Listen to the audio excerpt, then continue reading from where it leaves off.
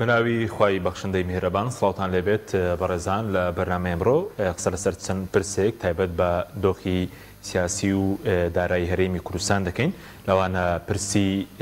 موچە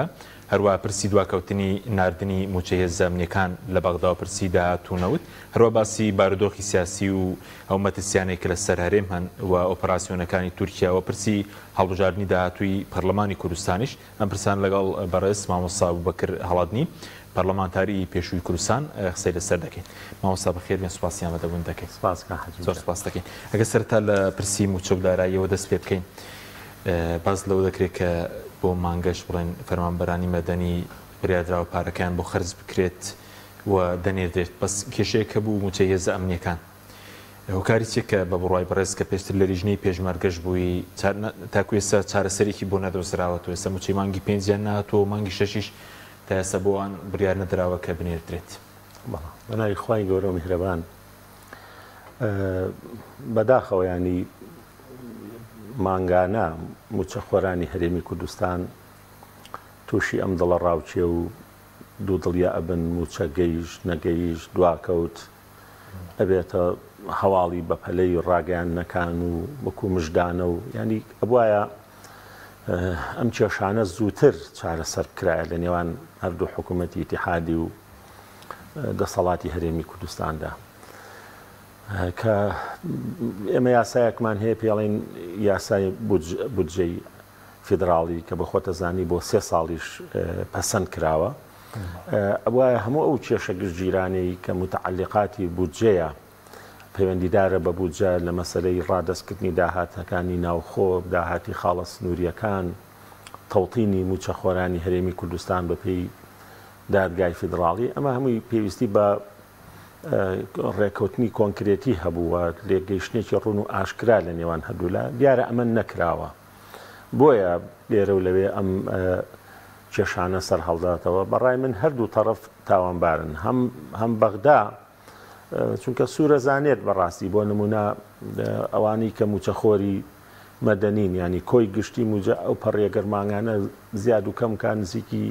20 ملیارێک زیاد و کەمەکات. چ پێویستەکات تۆ ینی بۆ وەکو باقی پارێزگاکانی تری عێراق لە کاتی خۆیان ناینێری هەر حساب و کتابێکت هەیە لەگەڵ حکوومەتی عێراقیا بیکە و حکوومەت هەرێمی کوردستانیش بە هەمان شێوە بۆ ئەم لیستانە زوو ئامادە ناکە، وەکو سەرۆکی دەستی نەزاهی هەرێمەڵە بۆ نەمانتوانی ئەم لیستانە پاکەینەوانێ وتبینێکی دروستی تیا بکەین. ئەوەی موچەی هێزە ئەمنیەکانیش بەڕاستی کێشەیەکە لە 2007ەوە تاوەکو ئێستا هەیە، پەیوەندی بە حەجم و قەبارەی هێزی چەکداری و مەنزومەی سەربازی هەرێمەوە هەیە کە ئەو کاتە مالیکی ئامادە بوو کە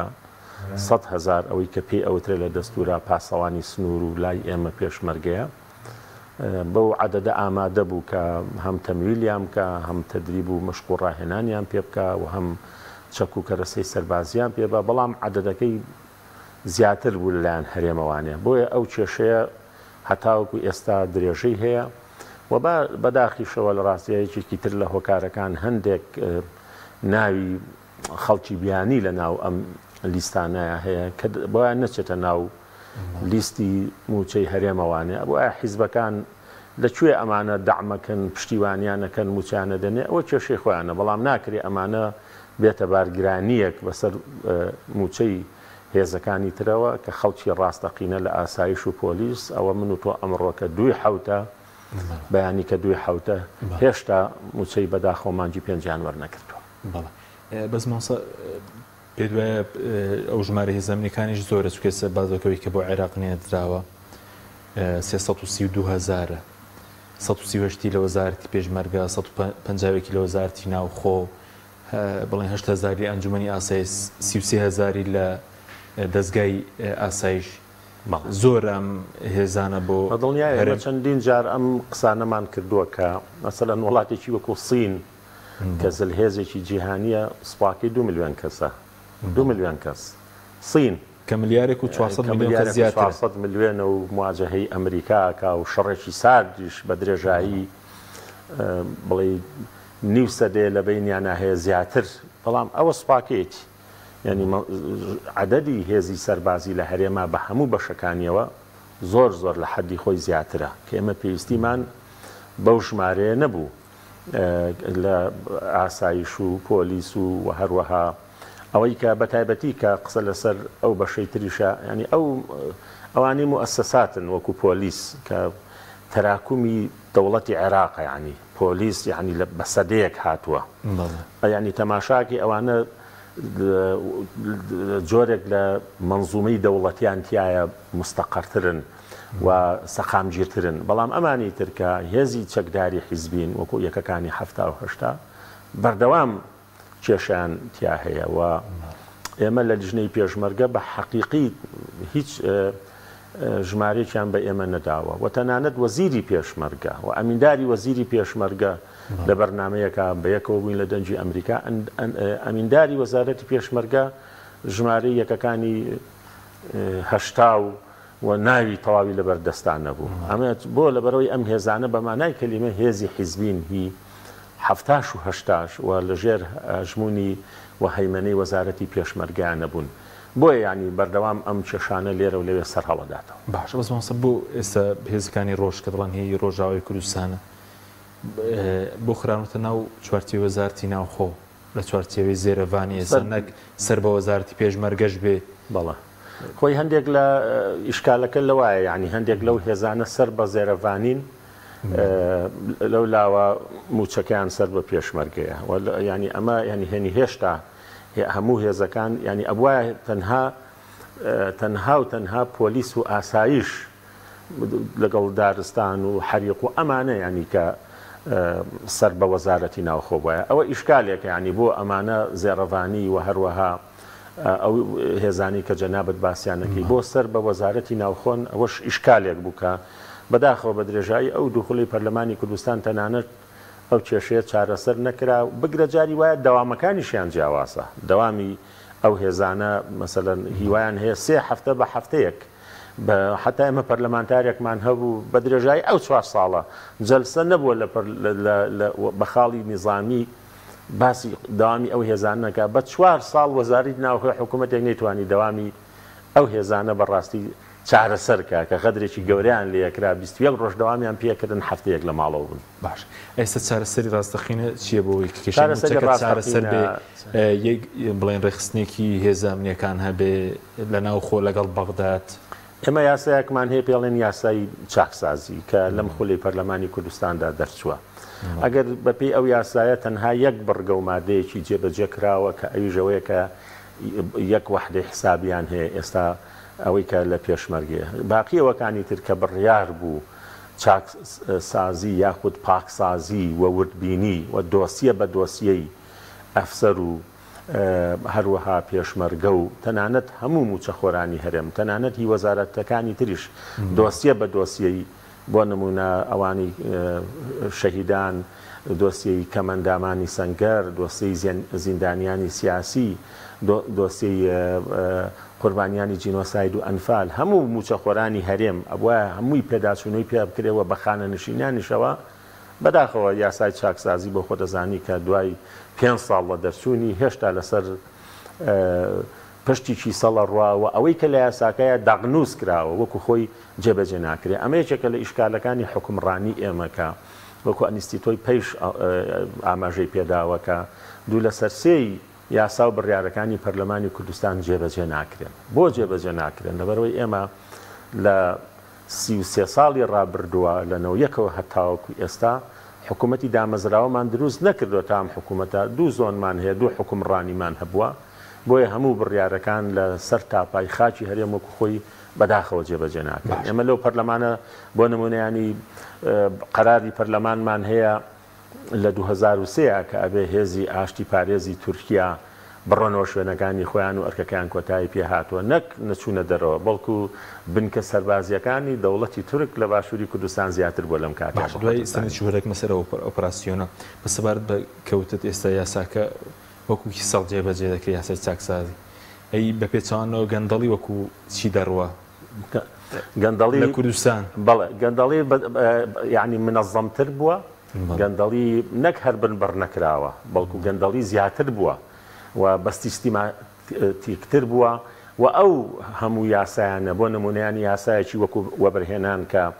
سەرچاوی بە هەدەردانی سامانی گشتی و تەنانەت خاک و زەوی بەپیتە ئەوە سێ خولی پەرلەمانە پێشنیازی یاسا دێتە پەرلەمانی کوردستان بۆ ئەو یاسایە کە یاسایەکی وە لە دنیای وێنەی نییە ینی لە خراپیدا بەڕاستی کە تۆ زەوی دەوڵەت بە خۆڕایی بدەی بە مستەسمیر لێی قازانج بکە بە شەرتێک هەموو ئەم پرۆژانی کە ئەکرێن جەدواکەیان نەچێتە باخەڵی فەرمانبەرێکی هەژار یان کەم دەست و مامناوەندەوانێ ئایا گەنجێکی بێکار لە ئێستاە کە زۆربەی ئەو گەنجانە بە 300,000 بۆ 500,000 لە کەرتی تایبەت و لە بازار ئیشەکەن بە حیاتی گەنجێک ناتوانێت بێتە خاوەنی یەکەیەکی نیشتەجێبوون ینی بەعز بەو دەڕندەیە خۆی لەم شارە سێ شوێن هەبوو پیانەوت خانوەکانی معمەلی کارگەی چیمەنتۆی سەرچنار و کارگەی چیمەنتۆی جگەرە و کارگەی شەکرەکە ینی کرێکارێکی احتیادی ئەبوو بە خاوەن یەکەیەکی نیشتەجێبوون کرێکاری ئاعتیادی ینی خانووی دەستەکەوت لە سەرچناریش و لە گەڕێکی شەکرەکەش و لە ڕزگاریش بە حیاتی وەرە گەنجێکم پێ بڵێ بتوانێت بە پێشەکی ئەگەر ئەم مستەسمیرانە لە ڕاستە خەڵکی نیشتیمانین بۆ نایەن بێن بڵێن بۆ نمونە هەموو ئەو گەنجانەی لە 2022 23 و 24 زەواجیان کردووە گرێبەستی هاوسەرگیریان هەیە کە کەم دەرامەتن کە دانەمەزراون ئێمە بە پێشەکیەکی کەم و بە ماگانەیەکی ڕەمزی بۆ نمونە $100 بۆ $200 با بە 50 ساڵ بە 40 ساڵ ئەمە بیاتوانە ئایا شتێکی واکەن مستحیل لە ڕاستە بەلەبەرەوە بۆیە زۆربەی ئەم پرۆژانە جۆرێکە لە سپیکردنەوەی پارە لە قازانجی کۆمەڵی مستەسمیر وە بەهێنایە و بە هیچ شێوەیەک نە کێشەی کرێنشینی کەم کردوتەوانێن نە جەدواشی هەیە چکە بۆ نمونە گۆڕینی سنفی زەویەک بۆ بەرژەوەندی کە مڵکی دەوڵەتە مڵکی وەزارەتی دارایی و کشت و کاڵە تۆ کای گۆڕی بۆ کەرتی تایبەت لە ڕاستی ئەبێن پرۆژانە جەدوایان هەبێ ئەم پرۆژانە نەک هەر ئەو جەدوای اقتصادی نییە کە کێشەی هەژاری کەم کاتەوانەیە و خۆشگوزەرانی بۆ تاکەکانی هاوڵاتیانی کوردستان فراهم کات بە پێچەوانەوە چینایەتیشی دروست کردووە و شیرازەی تەونی کۆمەڵاتیشی بۆ سەرچاوی گەندەڵی ئەو یاسای و بەرێنە یەکێکە لە یاسا هەرێ خراپەکان و یەکێکە لە پەنای ئەو یاسایەوە کە گەندەڵیەکی سیستماتیک ئەکرێ یاسای ژمارە 4 ساڵی 2006 کە ئیتر هەرچی زەوی بەرزگران بەهای کوردستان هەموارەکەی هاتبوو پەرلەمان بۆی هەموار بکڕگەیان نەداوە هەموار بکرێتەوە بەڵێ ئەم خولا خولی پێش و خولی پێشووتر سێ خولا ئەم هەموارە دێتەوە بەزەوری 3 و 4 و 5 کە پێویستی بە هەموارکردنەوە هەیە چونکە ئەمانە زۆر ئیمتیاز ئەدا بەوانە ینی کە لە بازیان شارەکان هەیە مامۆستانی بەڵێ لە هەر چوار زەوی داگیر کراوە بۆ لە هەر چوار پارێزگاکەی هەرێم چونکە ئەو یاسایە تەنها لە قازانجی مستەسمیرەکاندایە لە ڕاستیە زەویەکی زۆری دەوڵەتیان دراوەتێ تەنانەت ینی ئەو دیزاین و نەخشە و خەریتەش کە زۆربەی زۆری ئەو پرۆژانە زۆربەی زۆریان لە ڕاستیە ئەوەی کە مۆڵەتەکەی پێوەرەگرن وەک خۆی جێبەجێ ناکەن لە ڕێژەی سەوزایی لە دابینکردنی خزمەت گوزاریەکانی وەکو باخچە وەکو ڕەوزە وەکو قوتابخانە وەکو بنکەی تەندروستی وەکو مەسەلەن شەقامەکان و کۆڵانەکان زۆرێک لەوانە کە هەموو ئەو هاوڵاتیانە لەو پرۆژانە لە ناو شار و شارۆچەکان هانایان بۆ پەرلەمان و لیژنەکانی پەرلەمان و نووسینگەکانی پەرلەمانی کوردستان بردووە باش بەس ئێوە لە سلێمانیش بڵێ وستنەوەیەکتان دروست کردو بۆ پرۆژەی شاخی گۆیژە هیچ شتێکی لێ سەوز بوو هەڵمەتێکتان ڕگەیان بۆی و پرۆژەیە ڕابگیرێ شاخی گۆیژە نەشێوێنرێ تێک نەدرێ ئەنجامی هەبوو گوێگرتن هەیە بەدەرە چوون هەیە بەڵێ دەستەی داکۆکی کار لە سروشت و مڵکی سلێمانی کە هەروەها تیمی گۆیژە بپارێزەکە دوو پێک هاتەی خۆبەخشی دڵسۆزانی ئەم شارە و شار و شارۆچکەکانی تری کوردستانن ئەو ئامانجانی کە لە مانگونی ڕابردووە بەدەستی هێناوەکو دوێنێ لە بەیاننامەی دەستی داکۆکی کار لە سروشت و مڵکی سلێمانی ڕاگەیەندرا کە لانی کەم ئێستا هۆشیارێکی ژینگەیی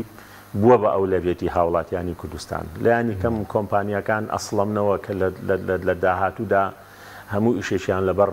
ناڕوە خەمی ژینگەی خەمی تەندروستی بۆتە ئەولەوێتی تاچی کوردستانی چونکە ئێمە گەر ژینگەمان نەبێ هەوایەکی تەندروستمان نەبێ ژیان هیچ مانایەکی نامێنێتەوانێ وە لەوەی لە بەیاننامەکەی دوێنێ شاکە ئەم دەستەیە بەڕاستی سەردانی لایەنە پەیوەندیدارەکانی کردو لە دەستەی نەزاهە لە داواکاری گشتی لە ئەنجومەنی پارێزگای ئەنجومەنی شارەوانی سلێمانی و هەروەها لە وەزیری دارایی و لە داهاتوو شاهنگاوی تریش ئەگیرێتە بەر بڕیارە لە یەکێک لەو گردانە پرۆژەکە ڕابگیرە و بڕیارە چاوەڕێیەکەین کە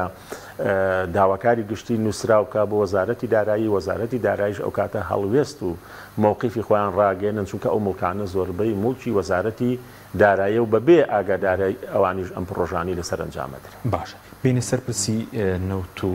بڵێن داهاتی ناوخۆش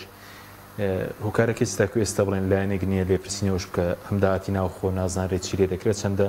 بڵێن دوو جارێکی 85 ملیار وەکو خستۆتە سەر هەژماری وەزارەتی دارایی عێراق ئەمڕۆژ 7 ملیار 600 ملیارێکیان بۆ موچەی مانگی 1 و 2 خەرج کرد بوو ئەوەی دیکەی زیاتر لە 2 تریلیۆنە و داهاتی نەوت ناگەڕێتەوە کێ دەبێت چاودێری داهاتی ناوخۆ نەوت بکە کە ئێستا بڵێن پەرلەمانیش نەماوە ماوەی ساڵێکە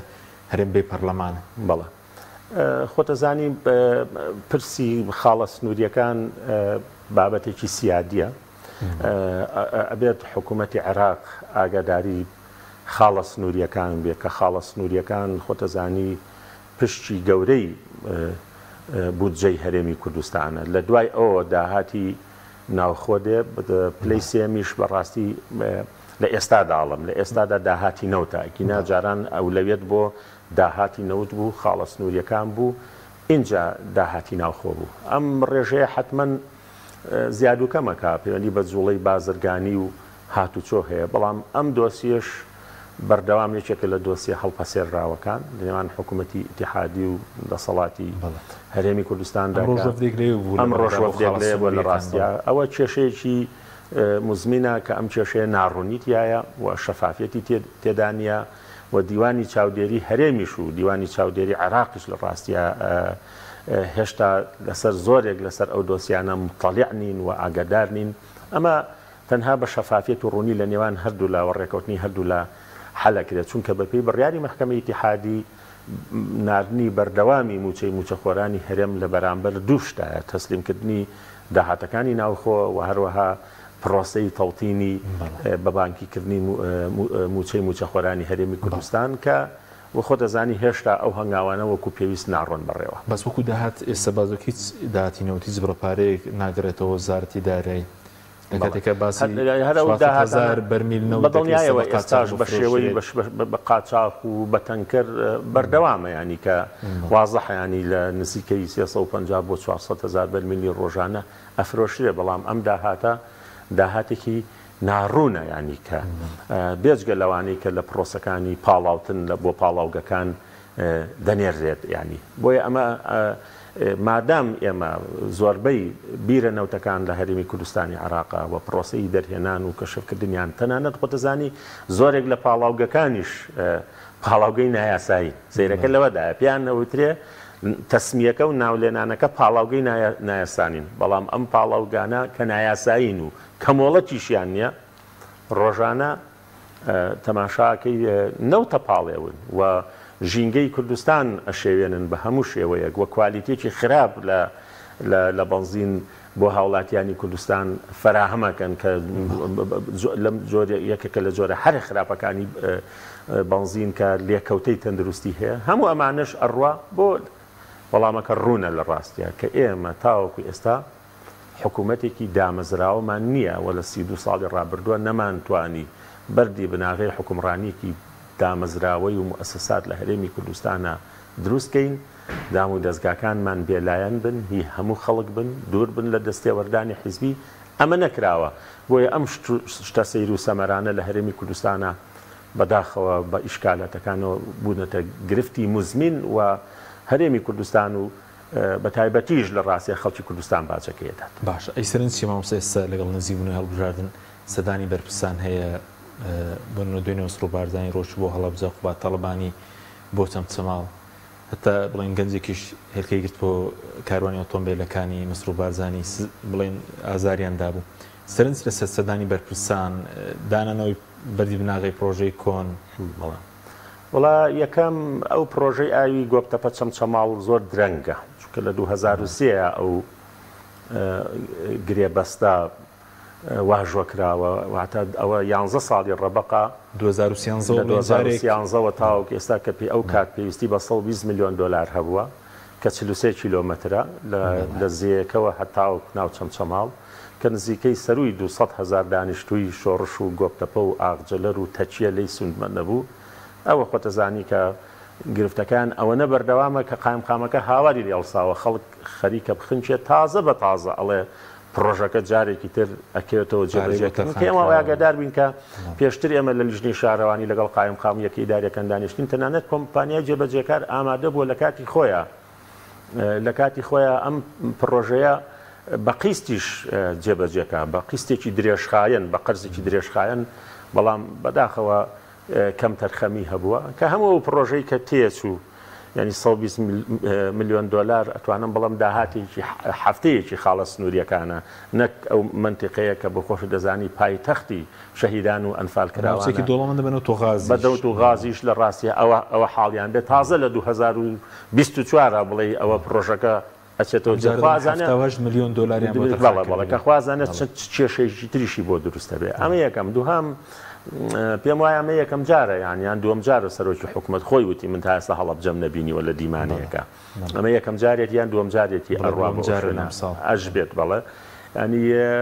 درەنگ وەختن ئەمانە و پێم وایە خەڵکی کوردستان زۆر هۆشیارە لەم گەمە و سینناریوانە تێگا بەردی بناغەدانان ئەبێ یەکێکە لەو شتانێ بێ بچێتە ناو کتێبی گند سەوانێ ینی ئەمەنە بەردی بناغی پرۆژە دانراوە دەیان بەندایی و مەهنی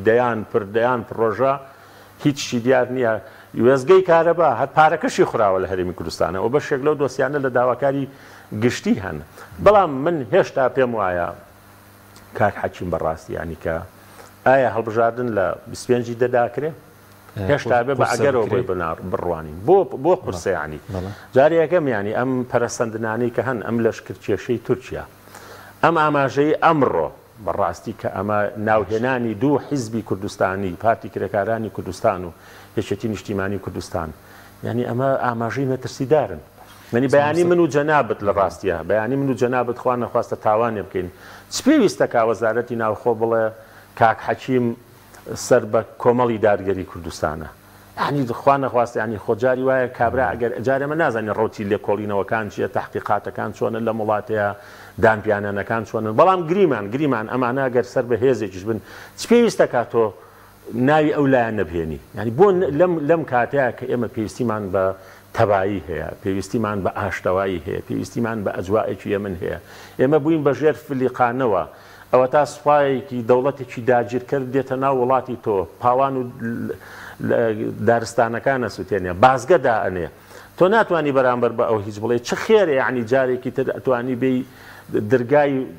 شەڕێک یان مەترسیەکی شەڕ لەگەڵ دوو هێزی تری کوردستانی بکەیتەوە ئەگەر واش بێ پێویست بەڕای من پێویستی ناکرد ناوی دوو هێزی تر بهێنرێت کە دوو حیزبی تری کوردستانیە هیچ پێویستی بەوە ناکرد ئەگەر تۆمەتبارەکان ئەندامی ئەوانیش بن چکە ئەوە ڕێک ئیتیهامکردنی ئەم دوو حیزبەیە ینی کە ئەمە پاساودانە بە دەوڵەتی داگیرکەری تورک کە ئێستا خۆتەزانی فڕۆکەخانەی سلێمانیش لە ژێر هەڕەشەدایەوە بەشێک لەو راپۆرتانە لە ناوخۆی هەرێمەوە ئەڕۆن کە بەداخەوە کە ئەبوایە ئەگەر ئێمە حکوومەتێکی لێپسراومان هەبێ ئەبێ هەموو تۆمەتانە ڕەتکەینەوانێ ئەگەر گومان و ئیشکالێکی شێ لە ناوخۆمانە بە گفتوگۆ چارەسەریکەین ئەبێ بین هێزە کوردستانیەکان بە تایبەتی ئەوانی کە لە حکومڕانیان ئەوان هەفتانە دانیشین و ئەتریقێنەوە و پێکەن و کەچی ئەم ڕاگەیان نەچیە ئەمەڵێ ئەو دەستگای هەواڵگیری ئەو ئەواکە ئەوڵێت دەستگای هەواڵگیری ئەو ئەواکە ئەوە مانە هەمووی لەسەر بێزی دایلۆک و گفتوگۆ بە گفتوگۆ چارەسەر کرێت تۆ بۆ پاساو ئەدەیت یعنی بۆ پاساو ئەدەیت بە داگیرکەرێکی تری کوردستان کە هێزێکی کوردستانی کە تۆ ڕێکەوتنی استراتیژیت لەگەڵیدا هەیە پێکەوە بەرەی کوردستانیتان تەشکیل کردووە پێکەوە لە حکوومەتە هاوپەیمانن پێکەوە ڕاپەڕینتان کردووە پێکەوە ئەم مێژوە دوور و درێژە چۆنە بێتەوە ئەم بینە تێک دەیتوانێت لەبەرەوە هیچ جەدوا و پاساوێکی نییە ئەگەر خەڵکانێکیش هەبن بەڕاستی تێک دەربن ئەوە ڕوبەڕووی عەدالەت و یاسام کرد بەس تۆمەتبارکردنی لایەنە سیاسەکان لەم کۆناغەیە بەڕاستی ئاماژەی خراپن خاڵی دووەم بەڕاستی پەرەستەرنەکانی جەنگی ئیسرائیل بەڕاستی ئەگەر شەڕی ئیسرائیل و لوبنان پێ بنێتە قۆناغێکی بەرینترەوانێ و شەڕەکە فراوان بێ وەکو ئیسرائیلەکان ئەڵێن 150,000 سەربازیان ئامادە کردو بۆ ئەوی تەوەغولکەن لە ناو خاچی لوبنانە ئەگەر ئەم جەنگە پەرە بسێنێ خۆشت دەزانی لە ڕاستی عێراقیش ئەبێتە مەیدانێکی شەڕ چونکە عێراق بێلایەن نابێ و خۆمان نەزانین کە عێراق لەژێر هەژمونی دەڵەوتانی دراوسایە و گروپە چەکداریەکان وەلا و ئیرتیباطاتیان ناشارنەوانێ و ئەمە حەیە عەلە سەڵەوات ڕوونە کەواتە ئەلەو کاتەشە یانی کە ئەگەر ئەم جەنگە پەرە بسێنێ ئەمانە هەموویە بنە پاساو بۆی کە هەڵبژاردنەکان لە کاتی خۆیان ئەنجام دەدێ و باڵی سەرەکیش لەمەوەیە کە ئەوە 2 ساڵ لەمەوە پێش ئێمە هیچ ئەم کێشانەمان نەبوو نە جەنگی ئیسرائیل هەبوو نە دەستێوەردانەکانی تورکیا بەو جۆرە بوو ئەگەر 2 ساڵ لەمەوە پێش هەڵبژاردنمان کردا و ئێستا تەمەنی ئەم پەرلەمانی خولی شەشەمە ساڵ و نیوێکی بڕۆشتایە و جەناب لێ ئەندام پەرلەمان ویتایەکە ئینشاڵڵا دەرەجیگا حەکیم چی لە مەسەلەکە ئاگۆڕا هیچ لە مەسەلەکە نەدەگۆڕا بەس مامۆستا ئێستا بڵێنەوە ئۆپەراسیۆنی تورکیا پێ دوایە هێزێکی ناوخۆی بیەوێ کە لەمپەر دروستکە لە بەردەم هەڵبژاردن هیچ شتێکی ناوخۆی هەموو هەڕەشە و گوڕەشانی کە لەم ماوەی گوێمان لێبوو لە وەزیری دەرەوەی تورکیا وەزیری بەرگری تورکیا لێدوانەکانی تورکیا لەسەر سلێمانی لەسەر جموجۆڵی بوونی هێزەکانی پەکەکە و فڕۆکەخانی سلێمانی و چەکیان بەدەستگەیشتۆ درۆنیان بەدەستگەی ئەمانە هەمووی ئاماژەی خراپن لە ڕاستیە ئاماژەی مەترسیدارن کە هەرێمی کوردستان بەرگەی ئەم هەموو شەڕ و ململایەنەیە ناگرێت تۆ حکوومەتێکی موچەت پێ نادرێت تۆ حکوومەتێکی کارەبات پێدابیر ناگرێت تۆ حکوومەت و دەسەڵاتێکی لە زستانانە ترسی لافاوت هەیە لە هاوینانە ترسی گەرمات هەیە موچەکەت ئەگەر بەغدا مانگەدە بۆ نەرێ هەموو ژیان پەچێکەوە هەموو سێکتەرەکان پەچێکەوە پێویستەکە لە ڕاستیە هەندێک تەسریح و لێدوان و ئاماژە لە ڕاستیانی کە هۆی چییە لە ڕاستیانی ئێستام دەستێوەردانانی تورکیا ئەم لەشکرکێشەی کە تورکیا ینی بەڕاستی زۆر سافرە زۆر بێمەعنایە زۆر ئابروبەرە سوپای دەوڵەتێکوانە سوپای دەوڵەتێک بێتە ناو دەوڵەتێکی ترەوە بۆ کاک حەکیم لە ڕاستیە لەبەر سێ هۆکاری یەکەم دەوڵەتی عێراق بۆ تاوەکو ئێستا بێدەنگە بۆ بەڕای من دەوڵەتی عێراق بۆ بێدەنگە چونکە هەرچیەک بێ هەرێمی کوردستانە و باشووری کوردستانە ئەوەیە کوژرێ ئەو درەختانی دەبڕێنەوە ئەو پوش و پاوانانەی دەسووتێنرێت کوێ باشووری کوردستانە لەبەرەوە عەقڵێتێک هەیە لە بەغایی ترێگەڵ کوردستان خاپووریش ببێ مویمەیە لە کورد دەکوژرێن ناوچەیەکی عەرەبنشین نییە ناوچەیەکی کوردنشینە ئەمە بۆیە ئەم کەم تەرخەمێ هەیە کە دەوڵەتێک لەسەر ئەوەی کە هێزی دەوڵەتێکی بیانی بە درێژایی 40 کیلۆمەتریەتە ناو بێدەنگی لێ کردووە هیچ هەڵوێستێ نانوێنێ ئەوە سەفیری دەوڵەتی تورک بانگهێش کرایە و ئەبواە جەلسەی پەرلەمان هەبواە چونکە لە وڵاتان چۆلەکە و کۆترێک ئەچێتە ئاسمانی وڵاتەکەی ترەوە پەرلەمان و حکوومەتەکەی لەسەری دێتە دەنگ نەک ئەوەی سوپایەک بێتە ناو و ئەم هەموو پێشێلکاریش بکات دووەم حکوومەتی هەرێمی کوردستانیان دەسەڵاتی سیاسی لە هەرێمی کوردستانە بۆ بێدەنگە لەبەرەوەی ئەم حیزبانە چاو بەرەوژێری ئەم دەوڵەتانن ئەمان بە سوپای ئەمان بە کاتوێشای ئەمان بە زرێپۆشی ئەمان بە فڕۆکەی ئەوان ململانی ناوخۆیان یەکلایی کردوێتەوە ئەوەی کە هیانە لە چاوی ئەوانیە ببینن بە چەکەکانی ئەوان ململانی ناوخۆ یەکتریان تا سەر سنوورەکان دەرەپەڕاند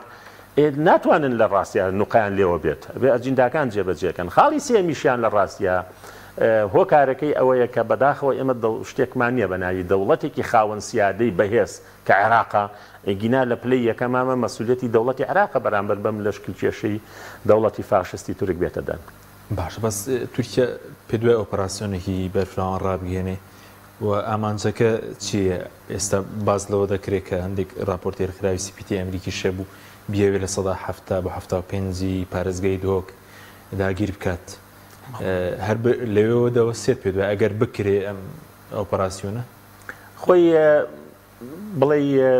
دەوڵەتی تورکیا ئەتماعەکانی خۆی بۆ باشووری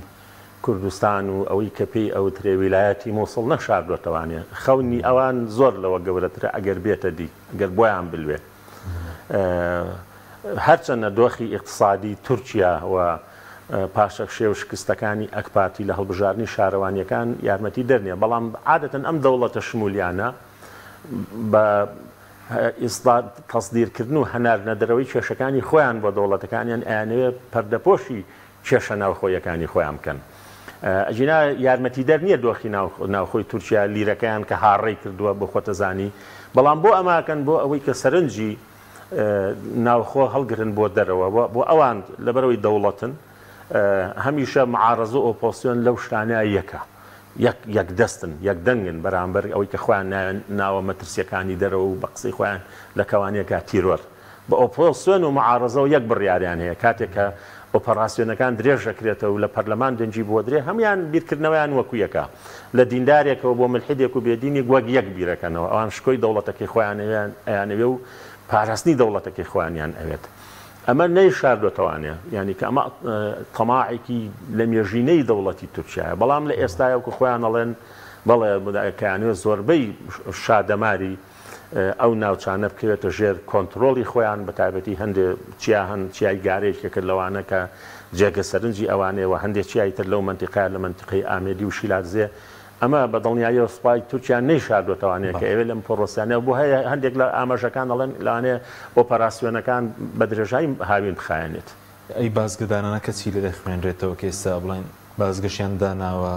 داوای ناسنامە لە بەدڵنیاییەوە ینی ئەمە خەرق و پێشێلکاریەکی ئاشکرایە لەلایەن دەوڵەتێکەوە بۆ دەست تێوەردان لە کاروباری دەوڵەتێکی تر ئەمە بۆیە لێراڵین بێدەنجیەکەی دەوڵەتی عێراقیش و دەسەڵاتی هەرێمی کوردستانیش جێگەی پرسیارە کە ئەم هەموو پێشالکاریەکە هەیە ناوخۆدا هاوکاری دەکرێت تورکیا بەدڵنیاییەوە بەشێکی ئەو خۆ نیان شاردوێتەوانیانی کە لە هەموو ئەو سەردانانی کە کراون ئاماژە بە هەماهەنگی نێوان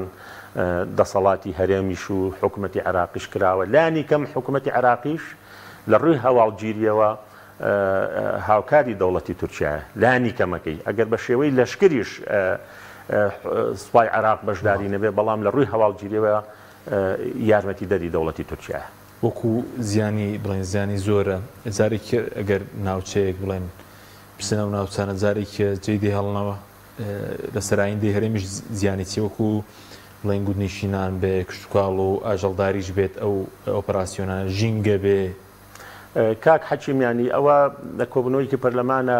هەموو ئەو زیانانە باسکرایانی کە تاوەکو ئێستاوە هەندێک لەو ڕێکخراوانی کە جەنابەت ئاماژەک پێێتە لە ڕووی قوربانیەکانەوە بەردەوام قوربانی هەیە لە کوژرا و بریندار لە ڕووی حدودی 400 گوند چۆڵە لەو ناوچەیەدا سێ هەم لە هەندێک شوێنە بە قوڵایی 20 کیلۆمتر لە هەندێک شوێنە 12 کیلۆمتر بازگەی داناوە قەرەقوش یعنییان ڕەبیە دانراوە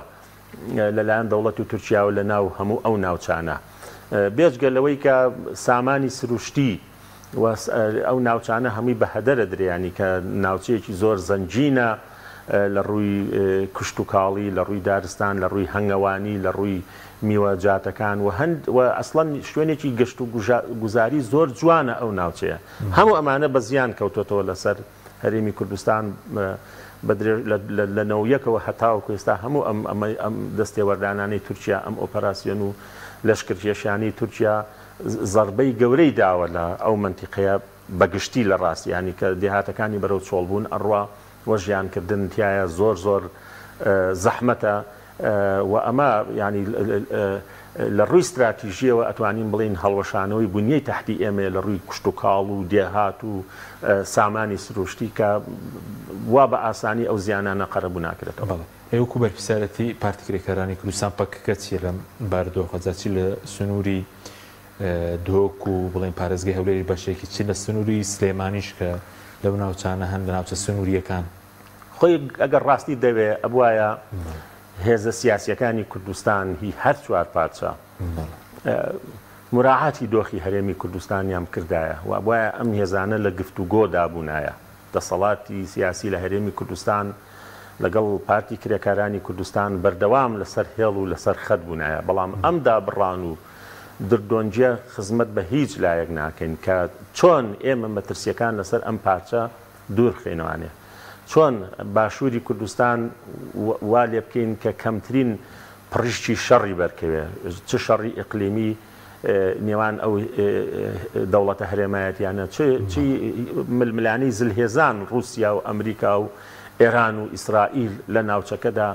ینی ئەبوایە کارێکمان کردایە لەسەر بنەمای لێکگەیشتن ڕۆڵدا بەشکردن بەڵام بەدا کە زیانەکان لە هەرێمی کوردستان دوور بخێنەوە و ئەبوایە ئەمە بکرایە و باشترین وەڵامی پارتی کرێکارانی کوردستان ئەوەیە کە بەشێک لە ڕووی سەربازیەوە چالاکیەکانی بەرێتە دەرەوەی سنووری هەرێمی کوردستان و ئەو ناوچانەی تورکیاش لە ڕووی جیۆپۆلۆتیکەوە زۆر سەختن و شاخاوین بۆ ئەم استراتیژی شەڕکردنە ناگۆڕێ بۆ ئەوەی کە ئەبێ بیگۆڕێت بۆ ئەوەی کە لانی کەم بە ئەرکی خۆی هەڵسێت لە ڕاستیانی کە بیانوو نەدات بە دەوڵەتی تورکیاوە ینی کە بۆ ئەوەی ئەم لەشکرکێشی ئۆپەراسیۆنە بکە هەرچەنە دەوڵەتی تورکیانی ئەگەر پەکەکەش نەبووایە پەکەکەش نەبووە ئەمە ئێستای هەرە کردیانی ئەو لە 84 کە مفاوەزاتی نێوان یەکێتی نیشتیمانی کوردستان و حکوومەتی عێراقی هەیە یەکێکە لەو دەوڵەتانەی کە ڕۆڵی هەبووە لە تێکدانی مفاوەزاتە چونکە ئیحراجی بۆ دروستە بێ کە پارچەیەکی کوردستان بە مافەکانی خۆی شاد ببێ لە ژێر بندەستی ئەویشا مەلاین کورد هەیە کە تەنانەت زمانیشیان لێ قەدەکەیە تورکەکان نایشارنەوانەیە کە ئەگەر لەسەر مەریخیش ئەزمونێکی کوردی هەبێ ئەوان دژی ئەوان لە پەرلەمانەکەیەوە سەرۆکی پەرلەمانەکەی بە عوسمان بایدەمیر ئەڵێ کوردستان لەکوێیە لە کاتێککە ئەوان هاتوونە ئەوان لە ئەنادۆڵەوە هاتوون لە بنی دنیاوە هاتوون مەغۆڵ بوون ئەوان هاتوون کوردستانیان داگیر کردووە کوردستانی بندەستی تورکیای ئێستا ئەوان داگیرکردن نەک ئێمە خاچی ئەوانمان داگیر کردە کەچی ئەوان ئاسان بەستیترین مافکە و ئاسانترین ماف کە پێی ئەوە درێ زمان اعتراف بە زمانێکی کوردی ناکەن چ جای ئەوەی کە اعتراف بە شوێنێ بکەن کە پێی بوترێ کوردستان باش ماوەستا چەخولەکێکیش سەبارەت بە یعنی ئەم فشاری تورکیا هەیە بۆ سەر پارتی کرێکانی کوردستان فشاری ئێرانیش بۆ سەر هێزەکانی ڕۆژهەڵات هەیە ینی بۆچی وڵاتانی دراوسێ ئەوەندە ئێستا فشارەکانیان زیاد کرد پێشتر ئەوەندە فشارانە نەبوون جاچ ئەوەی تورکیا بێت ئێستاوەی ئێران پێشتر ڕێکەوتنێکی ئەمنیش کرابوو و پێوەستە بەچی کاک حەکیمێ ماگەل لەنەوە تو دواوە دوای ئەو خەونە لە مێژینە دوای ئەو دوو پرۆسە جەماوەر یەک ینی پرشانازیەی کۆڕە و ڕاپەڕین لەنەوە دۆ ئەگەر بەردی بناغی حکومەتی قانون و دامەزراوەماندا بنایە مؤسسات بووینایە حکومەتێکی یەکگرتووی کوردستانمان هەبوایە وازمان لە شەڕی ململانەی حیزبی بهێنایە شۆڕش و خەباتمان بۆ بنەماڵە و کوڕ و نەوەکانمان نەکردایە بۆ میلەتمان کردایە نەگەیشتینە دۆخی ئەمڕۆ کە تورکیا و ئێران وەکو هەمەدان و ئەنقەرە سەیری باشووری کوردستانکەن ئەسڵەن من پێم وایە دوو دەوڵەتە پێویستیان بەوە نییە نە لەشکر کێشی بکەن نە تۆپباران بکەن نە تەدەخول بکەن کە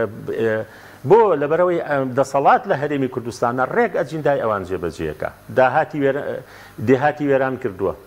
ئێمە لە هێلکێ و ماستەوان هێبێ لەو دەوڵەتانەوە بۆمان بێ کوا بەروبوومی ناوخۆ کوا حەجمی بەروبوومی ناوخۆ کامەیە ئەم وڵاتە کوشت و کاڵیە گرنگە دووەم فەرهەنگ و زمانمان پاشەکشەی تیا من بۆ جلە کوردیەوە بڕۆم خاڵە بە دوومەکەون لە ناو بازاڕی سلێمانیا بە حەمام حاجی بە دوومەکەون بڕۆمە فەرمانگەیەک بەوە پیان سێرە بەو جلەی تۆ بڕۆم بە جۆرێکی تر مامەڵەم لەگەڵا کرێ ئەمە ئەم پارچەیە کە 32 ساڵە ڕزگاری بووە بەداخەوە لە ڕاستیە ئەوە فیلمی تورکی و ئێرانی هەژمونی کردو بەسەر ڕاگەانی کردە زمان پاشەکشەی کردووە زمانێکی یەکگرتوومان دروست نەکرد لە چەند ساڵی ڕابردووە تاچی کوردمان تێکشکان کە سەری خۆی هەڵەگرێ تەنانەت بەداخەوە چەند جار باسمان کردووە کە بە باڵای ڕژێمی پێشوا هەڵەڵێ خۆزگە بۆ ئەوە خوازێ ئەوە شوناسی نەتەوەی و نیشتیمانیمان نەهێشت وە گەنجەکانمان سەری خۆیان هەڵەگرن و نەفرەت لە وڵاتەکەن دوو حکوومەتمان هەیە ئەگەر 4 پارچەمان هەبێ ئەم پارچەیەوە تا ئێستا بوو بە 6 پارچە لە ڕاستیە پارچەیەک لای یەکێتی و پارچەیەک لای پارتی ڕۆژگارێکیش بەدەست جوندول ئیسلامەوە بوو بەدەست هێزی تریشەوە بوو لە ڕاستیە لەبەرەوە ینی ئەمە ینی لەمە زیاتر چیانەوێت بۆ ئەمە بووەکەن دەوڵەتی تورکیا و ئێران بۆ ئەم دەوڵەتە هەرێمایەتیانەماکەن زەبەرەوە هەردوو هێزەکە دەسەڵاتی سیاسی چاوبەرەژێری ئەوانە ینی بە کەرەسەی سەربازی ئەوان ململانەی ناوخۆیان یەکلایی کردەوە خۆ نەهاتن ڕێکەون دایکی شەهیدان لە سلێمانی و بیرماندێ لە نەوەتەکان بە پێ ئەڕۆیشتن بۆ هەولێر بۆی شەڕ ڕاگرن کەس گوێ لێنە ئەگرتن لە ڕاستیە بەڵام مادلین ئۆلبرای تەوقەیان پێەکە بەڵام ئەفسەرێکی ئیطلاعات و میت هەندێک لە ڕێکوتنەکان لە چێکراوە لە ئەنقەرە لە دبلن لە پاریس لە درۆگیدا ئەی بۆ ناچون لەسەر مەزاری شەهیدان لە هەڵەبجە لە بالیسان لە سێوسێنان لەم شوێنانە لە بارزان بڕۆن لەوێ بڕۆشنا لەو شوێنانە ڕێکەون لەبەرەوە کاتێک کە تۆ پەنا بۆ دەوڵەتێکی داگیرکردی کوردستانە بێ خۆ لە سیاسەتە شتی خێرخوازی نیە ئەو لەبەر خوابی کە تۆ چەکت لە وەرگرت ئەبێ ئەجیندا و بەرنامەکانیشی جێبەجێکەی بۆیە بێباکن لە ڕاستە ناتوانن هیچ بڵێن چکە لە ڕابردووە چاوبەرەوژێری ئەوان بوون منەتباری ئەوان بوون و ئێستا ینی هەرێمی کوردستان گەیشتۆتە دۆخێک ئێستا بە حکمێکی دیفاکتۆ ماوە ینی هەندێک هاوکاری هاوپەیمانان و هەندێک ململانی ئیقلیمی و نێودەوڵەتی ماوەتەوە ئەگینا حکمڕانی کەی ئاوابێ حکوومەتێکە سنووری پێ نەپارێزرێ حکوومەتێکە موچەی پێ نەدرێ حکوومەتێکە هاوڵاتیەکانی دڵخۆش نەکە حکوومەتێک هەڵبژاردن لە کاتی خۆیان نەکە حکوومەتەکەت کات بەڕێکەر بێت 10 ساڵە میزانیت نەبرد بێتە ناو پەرلەمانی کوردستانەوە کوێی حکمڕانیمان ماوە بە پێوە لەبەرەوە ئەوەی کە داگیرکەرانی کوردستان ئەیانویست وەڵا ئەگەر لە تورکیا و لە ئێرانیش نمونەی ئاوا دروستکەن هیچ زەرێکی نییە بەڵام هیوادارین پارچەکانی تری کوردستان عیبرەتیان لە ئێمە وەرگرت بێت لە کاتی ڕزگاربوون و ئازادبوونیانە ئەم گەندەڵی سیستماتیکی کە لێرە هەیە کە بۆتە بار بەسەر مێژووی کردوانێ وەستەکەین خراپترین دەسەڵاتە لە مێژووی هەموو میرنشین و ئەمارەتەکانی کووردا نەبووە ئەوان ئەم ئەزمونە شکست خوارد و لە داهاتوە دووبارە نەکەنەوە سپاس دەکەین مامۆستا بەکر هەڵاتنیمان دومان کردی سپاس بۆ میێرانی بەڕێز سپاس بۆ کارانم خواتان لەگەڵ